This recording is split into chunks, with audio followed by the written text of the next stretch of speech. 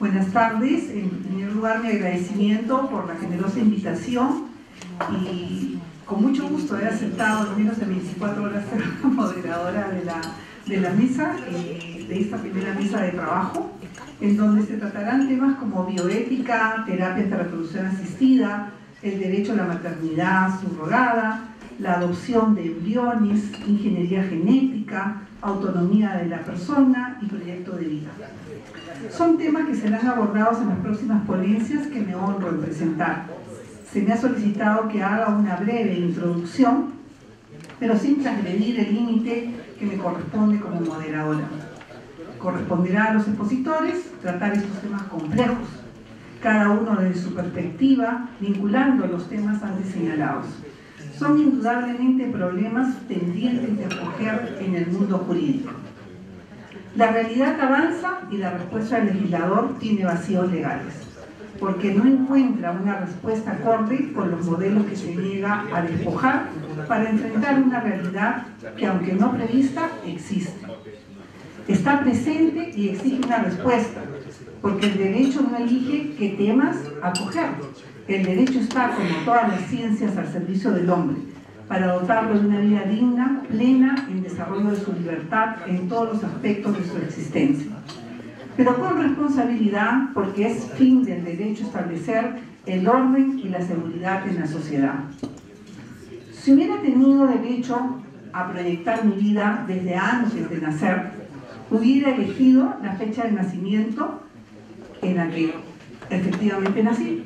Y esta hubiera sido exactamente así, después de la segunda mitad del siglo XX, una vez proclamados los derechos humanos, cuando la mujer tuviera derecho al voto, ser testigo de la vertiginosa carrera de la ciencia, la tecnología y la implementación de los derechos humanos, a través de las convenciones que han ido reconociendo los derechos de las personas en estado vulnerable, entre otros, y en los últimos años los derechos del niño, de la persona con discapacidad y del adulto mayor. En circunstancias como las actuales se impone una actitud de constante reflexión y actualización. Es preciso realizar cambios de estructuras, afrontar el reto de romper viejos conceptos para dar cabida a las nuevas realidades que permitan el máximo desarrollo de cada persona en el reconocimiento de su dignidad que es inherente a todo ser humano. A partir de la Segunda Guerra Mundial, los avances de la ciencia y la tecnología han llegado a dimensiones inimaginables, han trascendido lo que fueron sus objetivos. Tiene un alto impacto en la vida del hombre en aspectos patrimoniales, así como en los derechos personalísimos. En este tiempo se ha presentado otro desarrollo que es el referido a los derechos humanos. Los convenios de los derechos humanos antes enunciados han sido implementados también por la Corte Interamericana de Derechos Humanos, que ha definido explícitamente la obligación de respetar y garantizar que tienen los Estados partes las disposiciones de los tratados. Así, por ejemplo, en la sentencia de la Corte de Derechos Humanos en el caso Velázquez Rodríguez versus Honduras, la Corte señala: esta obligación implica el deber de los Estados partes de organizar todo el aparato gubernamental y, en general, todas las estructuras a través de las cuales se manifiesta el ejercicio del poder público, de manera tal que sean capaces de asegurar públicamente el libre y pleno desarrollo de los derechos humanos. La obligación de garantizar no se agota con la existencia de un orden normativo dirigido a hacer posible el cumplimiento de esta obligación, sino que comporta la necesidad de una conducta gubernamental que asegure la existencia en la realidad de una eficaz garantía del libre y pleno ejercicio de los derechos humanos. Tradicionalmente, el derecho a la vida ha sido considerado como el derecho prioritario, el que precede a cualquier otro. Es un derecho inviolable porque transgredirlo significa la desaparición de los demás. Es universal ya que protege al ser humano desde el inicio de la creación, incluso desde el momento de la fecundación. Por otro lado, el derecho a la libertad se ha ampliado y especificado en la doctrina, la legislación y la jurisprudencia. Actualmente es este el que se considera como el origen de todos los demás derechos del hombre. Se entiende que una vida sin libertad no merece ser vivida, porque dicho valor es el presupuesto básico para reconocer la dignidad de la persona. A partir del derecho a la vida y a la libertad surge el concepto de autonomía de la persona, que entendemos como la actitud esta para decidir sobre su propio destino. Es inherente a la racionalidad del hombre y define su naturaleza de ser humano, como el único ser que puede elegir y actuar en forma razonada, a partir de una apreciación personal de las futuras posibilidades evaluadas según sus propios valores y no en forma instintiva como cualquier animal. La autonomía de la persona incide en materia de derecho civil, al reducir la función controladora del Estado, ante la evidencia del legislador de que su función creativa resulta insuficiente para prever en una norma legal todos los escenarios ante los cuales la persona ejerce libremente su voluntad. El proyecto de vida es el diseño que realiza cada persona respecto de su propia existencia, a partir del reconocimiento de sí mismo como un ser temporal.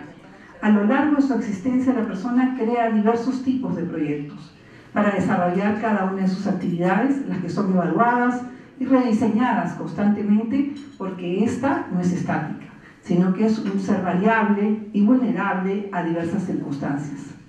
El Tribunal Constitucional ha reconocido que la libertad que sustenta el derecho de cada persona a construir y ejecutar su proyecto de vida incluye el respeto de los demás, aunque no lo acepte como válido.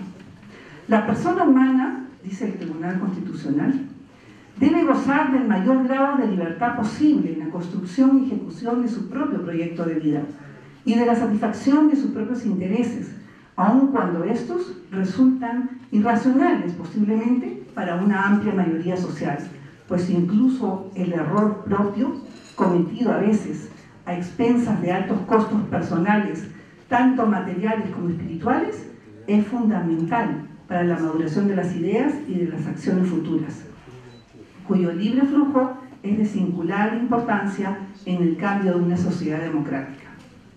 A pesar de ello, ciencia y tecnología presentan realidades que el derecho aún no alcanza a comprender, y menos aún a incorporar a la legislación para regularlas. Algunas de ellas se derivan de la aplicación de las terapias de reproducción asistida. A través de ellas se ha eliminado el misterio de la procreación. Ha ocurrido lo que resultaba impensable.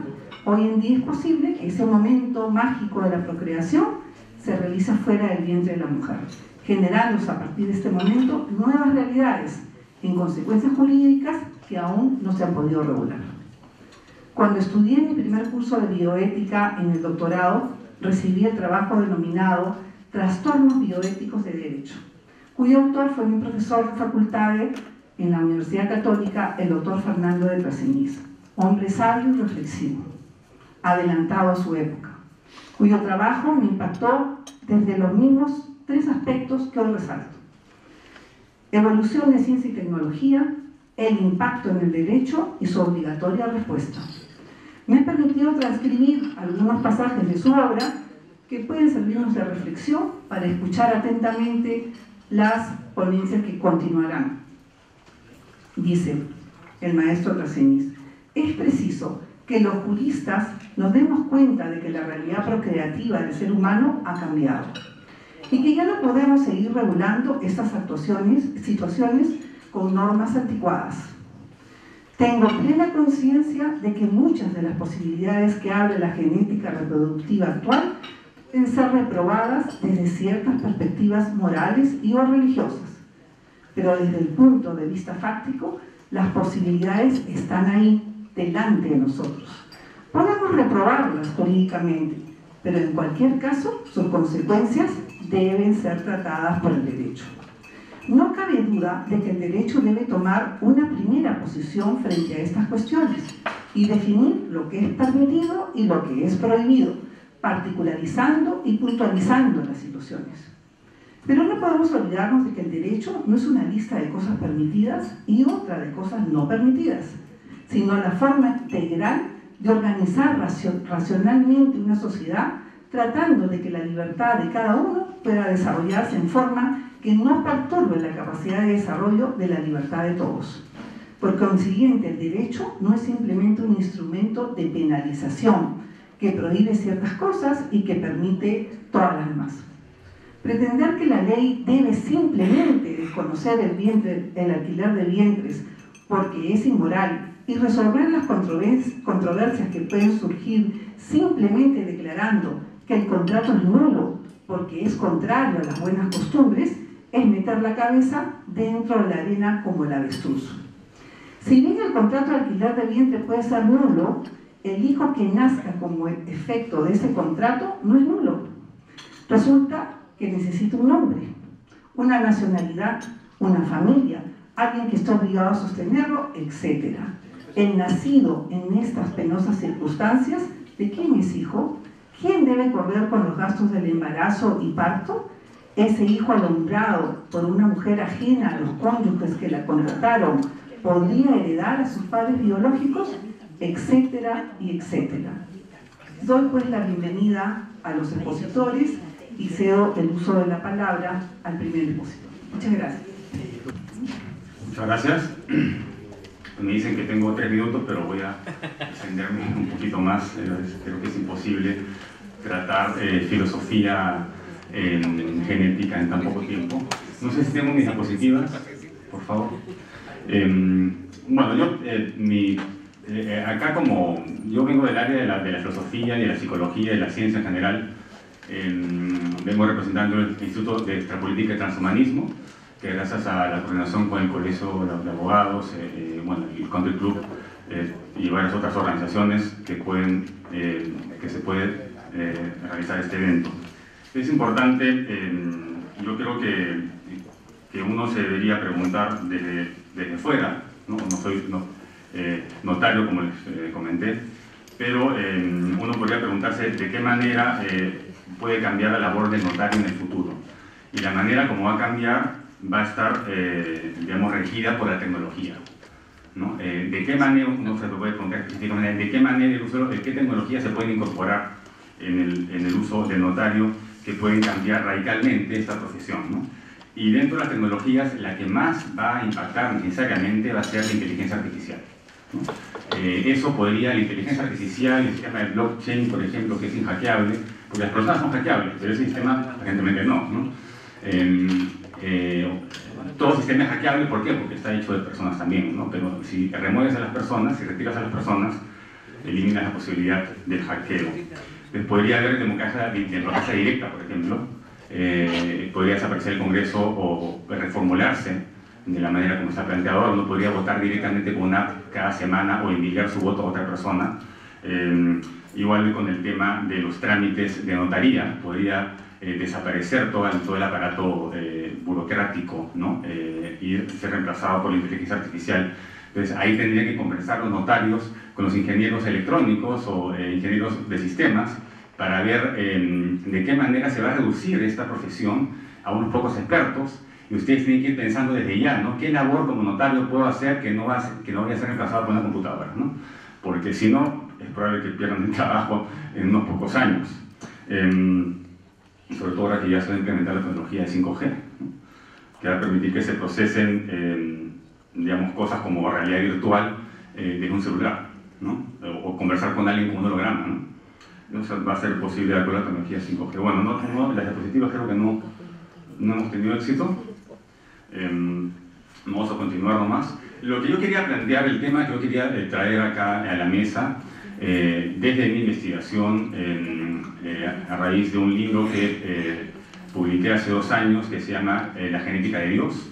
Y el libro se subtitula Si tenemos el derecho a modificar la naturaleza humana, ¿no? Pero lo que hago en ese libro es un poco lo que yo quería traer acá, esta idea que se viene digamos, proponiendo en Perú, que es comenzar a conversar de ingeniería genética y juntar a los legisladores, a los notarios, a los abogados, a los constitucionalistas, a los eticistas, bioeticistas, a los filósofos, a los académicos en general relevantes al tema, y ponernos a conversar sobre cómo regular esas tecnologías, ¿no? Si es que debemos modificar la naturaleza humana, ¿no? ¿Hasta qué punto debemos modificarla, ¿no? Esa es un poco la pregunta que nos debemos estar planteando, ¿no? Si es que podemos modificarla hasta recuperar la salud, o conviene modificarla para hacernos mejores, no solamente sanos y normales, sino supernormales, ¿no? ser Superman, una cosa así, ¿no? Podemos tener superinteligencia, podemos tener superlongevidad o inmortalidad, podemos tener todo ese tipo de cosas, o no. O es en principio jugar a ser Dios, en principio hay algo malo filosóficamente. Yo creo que el notario acá se tiene que preguntar, o cualquier persona que se dedique a la elaboración de leyes o regulaciones se tiene que preguntar si es que tenemos el derecho, en principio, de modificar nuestra naturaleza, ¿no? Y lo que yo planteo en el libro, por lo menos, es que sí tenemos el derecho a hacerlo y que siempre lo hemos hecho. Siempre hemos estado en este quehacer de modificarnos a nosotros mismos. ¿Vía qué? Vía también genética, pero de manera indirecta. Por ejemplo, la manipulación de herramientas durante miles de millones de años, o el comer determinados productos genera resistencias genéticas, ¿no? Entonces, no solamente hemos moldeado nuestro cuerpo físico al caminar erguidos o al manipular herramientas, ha cambiado nuestra fisonomía gruesa, sino también ha cambiado nuestro ADN de acuerdo a la modificación de nuestros nichos ecológicos, de nuestros ambientes artificiales. Entonces somos coautores de nuestra evolución, no somos únicamente producto de la evolución natural, sino producto de la evolución artificial que aplicamos a nosotros mismos. Entonces, desde ese punto de vista, lo que se plantea es que no hay nada malo o pecaminoso o inmoral en jugar a ser Dios en ingeniería genética. Jugando a ser Dios se entiende como sobrepasar los límites de la naturaleza humana, ¿no? Lo que pasa con la naturaleza humana es que no es algo fijo, es algo que se va cambiando y somos coautores de esa naturaleza. Tenemos el derecho a modificarnos, ¿no? Entonces, eso tiene una serie también de contradicciones o por lo menos de críticas. Por ejemplo, se dice que si modificamos nuestra naturaleza vamos a acabar siendo Frankenstein, ¿no? Vamos a deshumanizarnos, ¿no? O sea, hay la crítica a la deshumanización. Podemos pasar un poquito. Hay más, la anterior. Entonces, esas son las preguntas básicas, ¿no? ¿Qué es la naturaleza humana? Lo que se plantea es que la naturaleza humana es algo que siempre está en modificación, que no es fijo, sino que es inmutable, sino que es variable, va cambiando y depende de la genética, depende de la manera como esa genética se incorpora en el cuerpo y depende de la cultura que determina el entramado cultural, ¿no? Y también se encuentra fuera de nosotros. Tenemos a pensar que la naturaleza se encuentra dentro de nosotros, pero también se encuentra fuera, ¿no? Y no es equivalente al ADN. Estamos a veces, una lectura errónea de la ciencia hace pensar que todo es ADN, ¿no? Que cada vez se descubre que cada vez todo es genético, ¿no? Por ejemplo, ahora se sabe que la mayoría de cánceres no son genéticos a comparación o como se pensaba antes, ¿no? Entonces el ambiente genera un papel fundamental en toda expresión genética. Entonces no se puede hacer esa separación, sino sería uno gencentrista. Y si uno cree que la naturaleza humana es inmutable, está aplicando una noción que se llama folbiológica, o sea, es una mentalidad que plantea que los animales y las personas, el ser humano tiene cierta esencia y que únicamente el ser humano la tiene, ¿no? Y lo que sucede es que entre las especies no hay esa división esencialista, sino que hay un continuum entre nosotros y los chimpancés y los bonobos y los gorilas, y así hasta los monos con cola, etc., ¿no? Entonces hay un continuum. A ver, la siguiente, por favor. No sé, ¿podemos pasar directo a las conclusiones?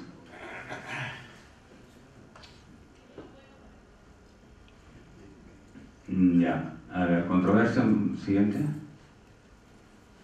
Ya, a ver, la anterior. Ya, entonces esas son las objeciones, ¿no?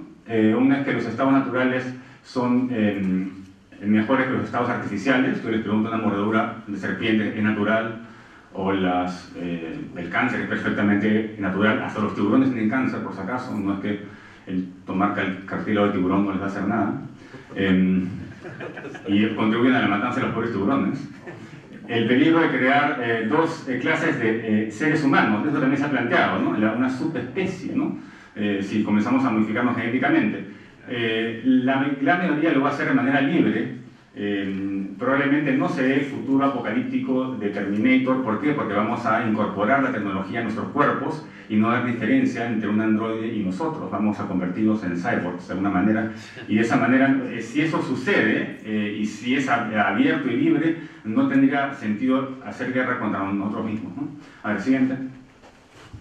La sociedad debe promover o al menos prever el nivel general de habilidades naturales, ¿no? Yo diría que algunas habilidades, por más que no sean naturales, pueden ser muy buenas, ¿no? Por ejemplo, poder usar las herramientas, ¿no? Podría argumentar y decir que cada vez que uno usa una herramienta, usa algo artificial, ¿no? Sin el uso de herramientas no podríamos ni siquiera salir a la calle, probablemente, ¿no? Después, la ingeniería genética atenta contra nuestros dotes naturales o dotes divinos. Cuestiones que no están en nuestro poder, ¿no? Acá, por ejemplo, Michael Sandel argumenta y dice que no deberíamos modificarnos genéticamente únicamente para recuperar la salud, pero no para hacernos más inteligentes o más que sanos, ¿no? Estar sanos está bien, pero no súper sanos. Porque eso es atentar contra los dotes que dio Dios. Pero también hay una argumentación religiosa que dice que Dios nos ha dado la racionalidad para poder mejorar la naturaleza también, ¿no? Y ser coautor de la evolución, y ser un poco como dioses también, ¿no? Por eso se dice que estamos hechos a imagen y semejanza de Dios, ¿no? Entonces hay una interpretación que también dice eso. Y otra que dice que lo que Dios pone junto, el hombre no lo puede separar, ¿no? Como sucede en el matrimonio. Entonces hay interpretaciones de ambos lados, pero normalmente los religiosos están en contra de la modificación genética si son de la rama fundamentalista. El siguiente. Entonces la naturaleza humana, esas son las respuestas ya para cerrar, que la naturaleza humana es natural y la ingeniería genética es antinatural. Hemos dicho que eso no es cierto. Lo antinatural sería en todo caso usar ropa, estar sentados acá hablando con micrófono. La naturaleza humana es fija, sobrenatural y se encuentra dentro de nosotros. Hemos dicho que no, que la naturaleza humana también se encuentra fuera de nosotros. Y el entramado cerebral, la arquitectura cerebral depende de la interacción con el medio y con la cultura, no depende de la genética.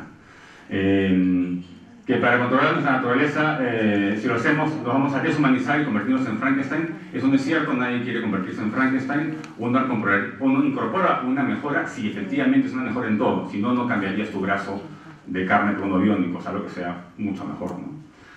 Siguiente. Y ya con eso, bueno, esos argumentos ya los hemos abordado. Bueno, muchas gracias. Siento haber sido tan breve, me he extendido de 3 minutos, pero... Bueno, gracias a ustedes por invitarme. Mi mirada es tengo 3 minutos, 5, pateame por abajo de la mesa. Mi mirada es un tanto humanizante de estos temas. Me toca hablar de ovodonación y sustitución gestacional. Creo que son 2 temas que nos atraviesan, son de carácter intersubjetivo, interpersonal. Me traen a la memoria alguna frase de Martin Buber en su obra Ser y Tiempo, Yo y Tú, que decía: no es como sangre que circula en ti, sino como el aire que respiras. Y probablemente en esto de relacionarnos con el otro tengamos muchas diferencias de criterios ideológicos, religiosos, el estatuto ontológico del embrión, en el caso de la ovodonación y la cantidad de embriones que no tienen destino luego de no ser fertilizados. El año pasado o el otro se destruyeron 320.000 embriones en España, hubo toda una discusión permanentemente. Hay una gran ausencia de legislación en todos estos temas. Y hoy entiendo que podemos tener esta diferencia. Seguramente el domingo, perdón si hay algún brasilero aquí, estaremos todos hinchando por Perú. Nos unirá, pero sale el 3er puesto, el 4.º puesto, no nos interesa mucho, pero vamos con Perú. Tenemos una rivalidad especial los argentinos, en el fútbol por lo menos. Y seguramente seguiremos leyendo a Vargas Llosa, a Arguedas Altamirano. Los poemas de César Vallejo nos seguirán conmoviendo.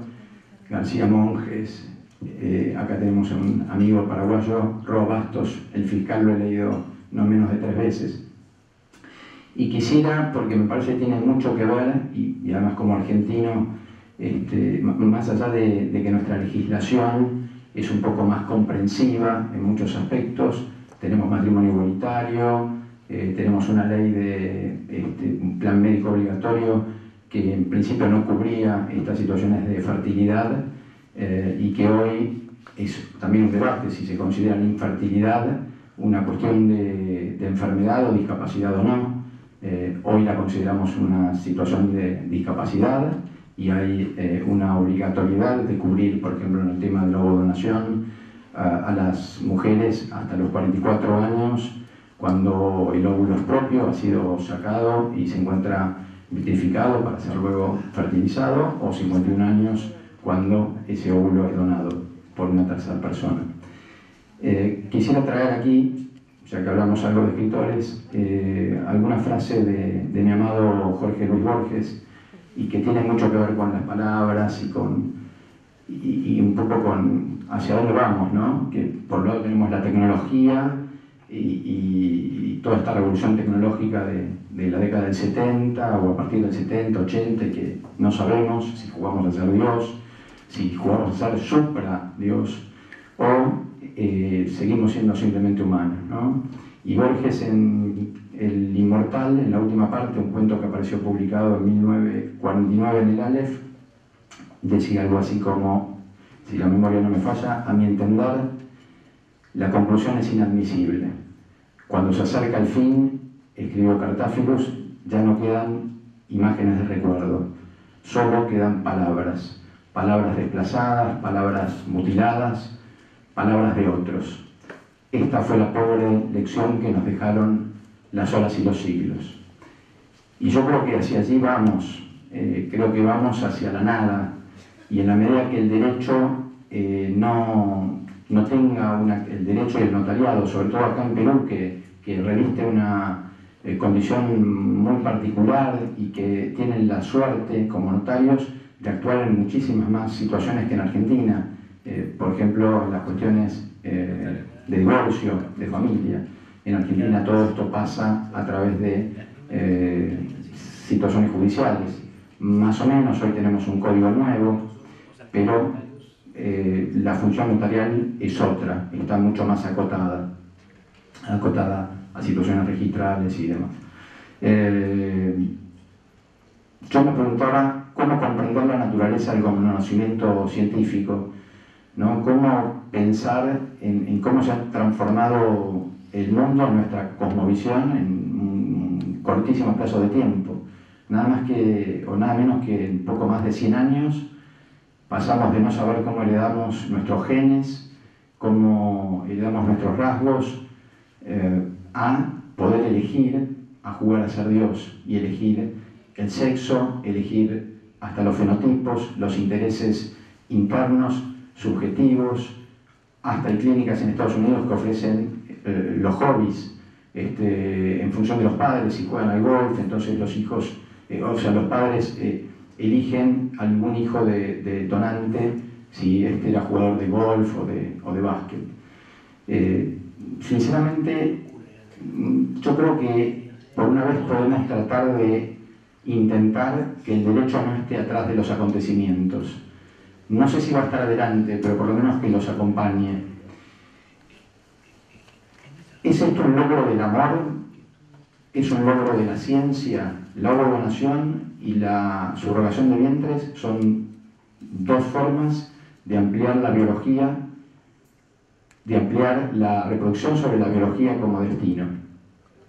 En un caso, en la ovodonación prácticamente está aceptada y con mayores o menores reglamentaciones diferentes casi en todo el mundo. Italia incorporó esto porque había un efecto llamada, entre comillas, de España, en donde todos los ciudadanos italianos iban a España, y a partir del año 2017 también incorporó la ovodonación en su código civil.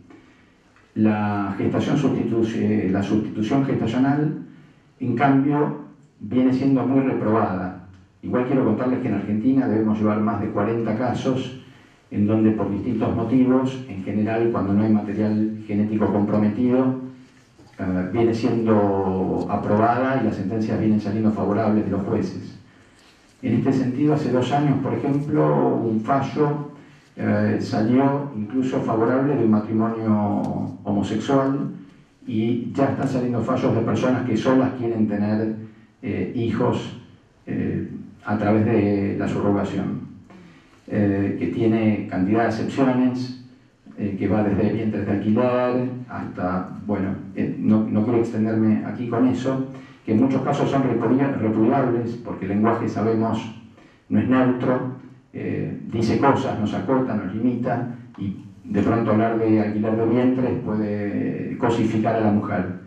Pero la Comisión de Bioética de la Unión Europea y la Comisión de Bioética Española también lo determinan en cualquiera de sus acepciones. Desde el primer caso, que fue el primer caso de Probeta en el año 1977-1978, Louis Brown, pasó mucho de esto.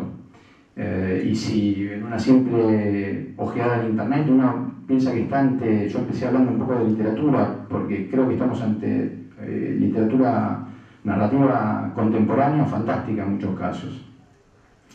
Por otro lado, tengo la sensación de estar viviendo el mito del eterno retorno, porque cuando uno habla de sustitución de gestación, el primer caso, y esto va a modo de cuentito, que por lo menos está documentado, pertenece al Génesis en el Pentateuco y habla de precisamente la infertilidad que tenía Sara, y Abraham, queriendo tener un hijo, Sara le presta a su esclava personal Agar para que lo tuviera. Hay una clara, digamos, lo único que pretende es que el útero de Agar, de su esclava personal, sea fecundado por Abraham.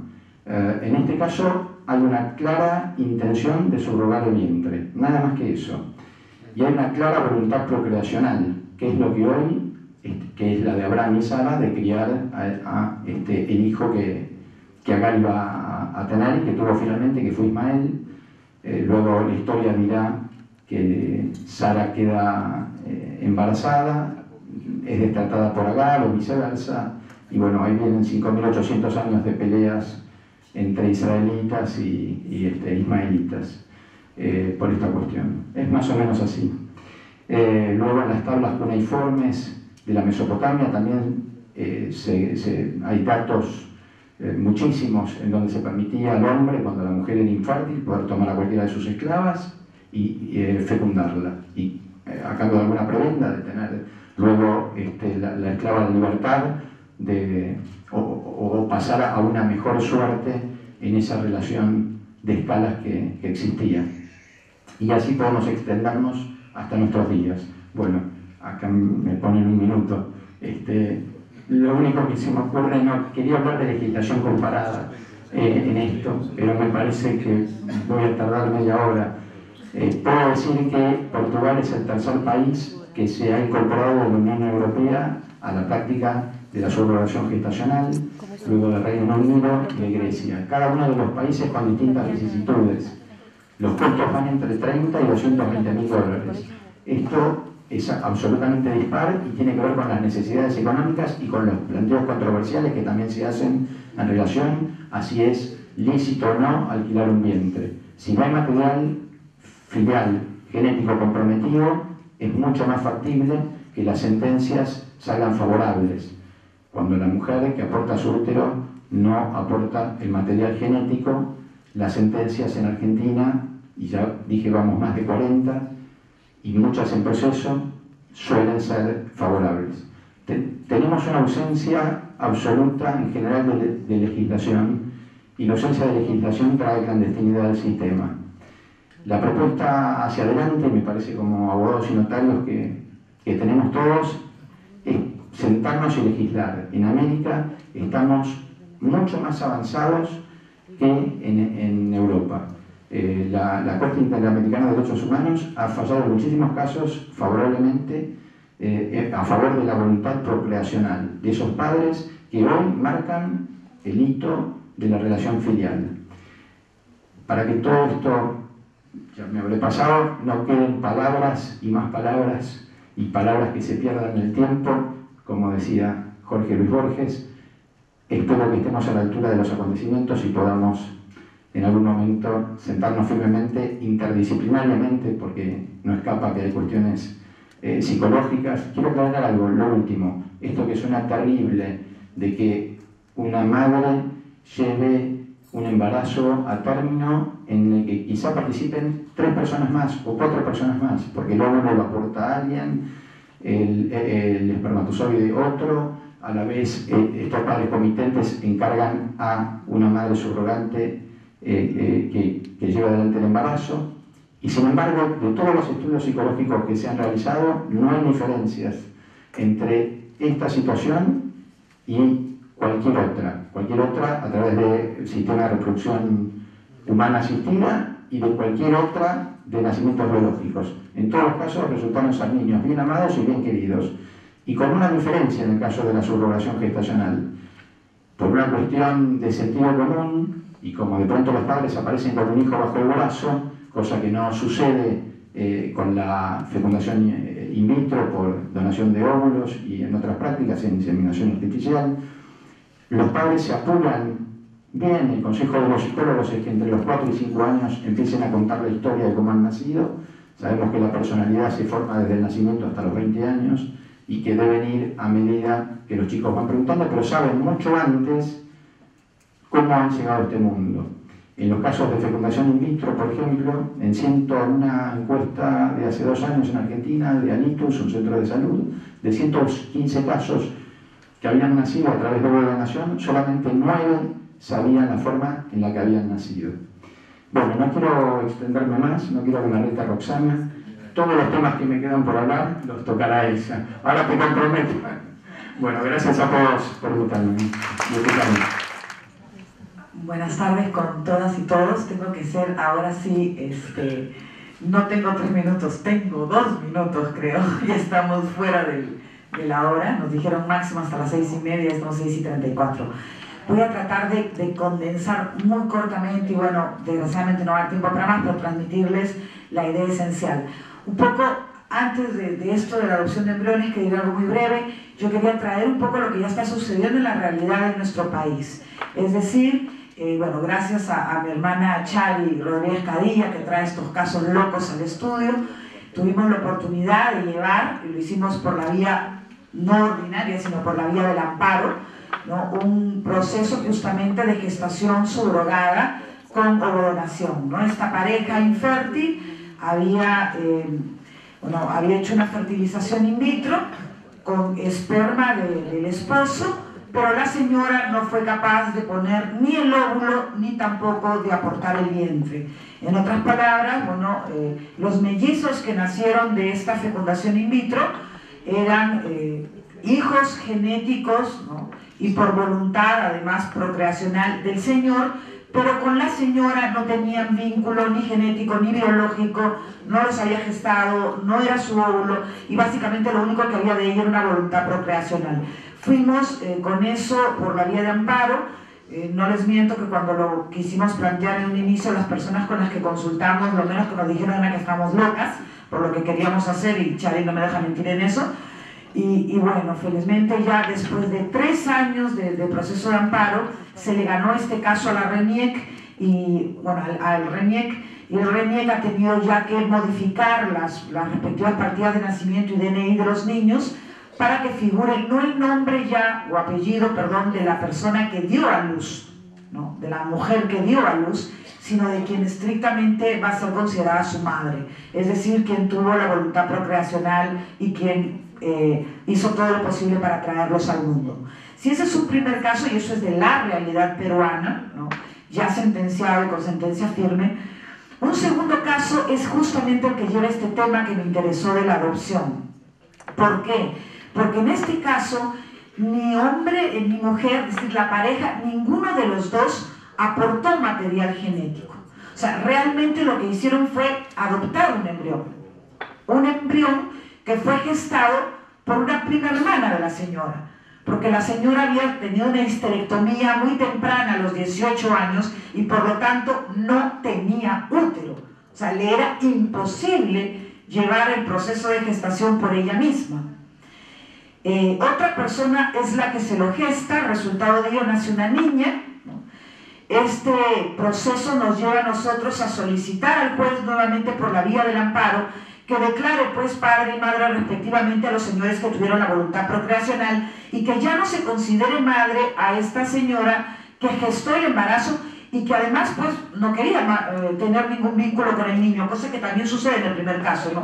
En ninguno de los casos que hemos llevado hasta ahora ha habido algún tipo de conflicto entre la gestante y quien quiere ser madre. En realidad, el único conflicto se ha generado a partir del propio Estado, del hecho de que cuando el menor o los menores, sea cual sea el caso, nacen, se coloca como madre indefectiblemente a quien dio a luz, sin importar, ¿no?, si la persona que da a luz es la madre genética o no tiene voluntad procreacional alguna, que solo ha prestado el vientre, que es el caso del vientre subrogado, ¿no? Incluso en la mayoría de los casos que hemos visto son mujeres que ya tienen hijos, incluso alguna de ellas tenía 3 o 4 hijos, es decir, se asumía además a los mellicitos, hablábamos de convertirlo en madre de 6, que ella obviamente no quería tener, y mientras los otros sí, no deseaban a los niños, querían a los niños, pero el solo hecho de que la persona los hubiera dado a luz la convertía inmediatamente pues en madre para el Estado peruano y para RENIEC.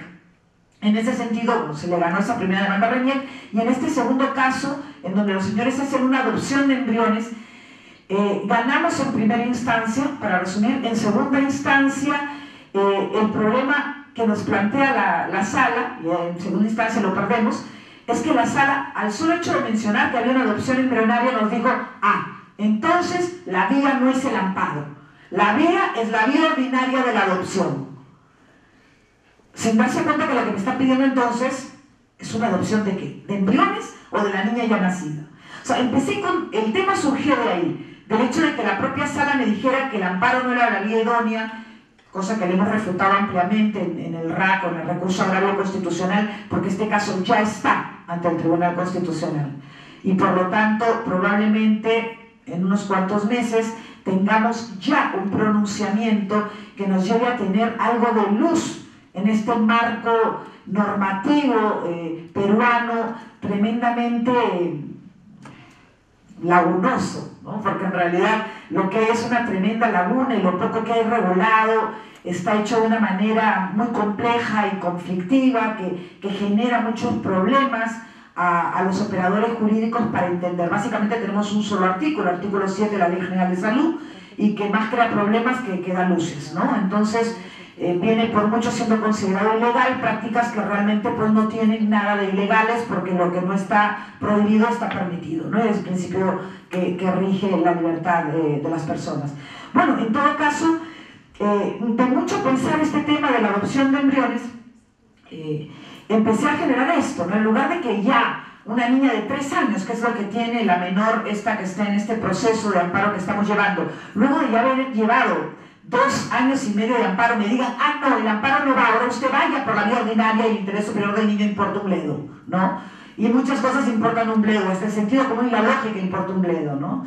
Y me digan: vaya usted por la vía ordinaria, vaya usted por la adopción, ¿no? Creo que lo que se podría hacer o pensar en algún momento, bueno, es optar por una adopción embrionaria. Sin embargo, luego, y yo como buena feminista caí en cuenta de que sí, probablemente ganaría un caso de adopción embrionaria, por cómo piensan nuestros jueces en el Perú, pero sería contradecirme a mí misma con los argumentos que tendría que utilizar, porque plantear una adopción embrionaria implicaría hablar del embrión in vitro como no solo sujeto de derecho, sino persona humana, para poder ser adoptado. Y para mí eso no tendría ningún sentido. Yo incluso creo en la interrupción del embarazo como derecho de la mujer hasta un plazo determinado y razonable.